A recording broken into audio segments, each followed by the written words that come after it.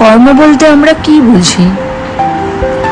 খুব সংক্ষেপে বললে কর্ম মানে হলো কার্য। কিন্তু শুধু শারীরিক কার্যই কি কর্ম?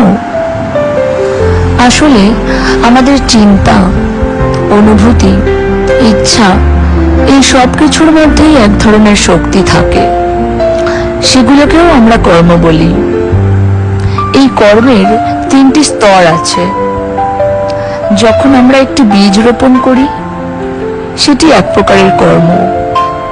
সেই বীজ থেকে যখন একটি চারা গাছ জন্ম নেয়, সেটি কর্মের প্রভাবেই হয়। আর শেষে যখন সেই চারা গাছ বৃক্ষ হয়ে ফল প্রদান করে, সেটিও কর্মের প্রভাবেই হয়। সুতরাং কর্ম হলো প্রকৃতির এক খুব স্বাভাবিক নিয়ম।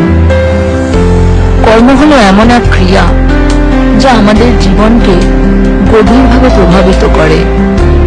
আমরা যা কিছু অনুভব করি বা অভিজ্ঞতা করি, তা কর্মের দ্বারা নিয়ন্ত্রিত হয়। এরকম আরো গভীর ভাবনা পেতে আমার চ্যানেলটিকে সাবস্ক্রাইব করো। ধন্যবাদ।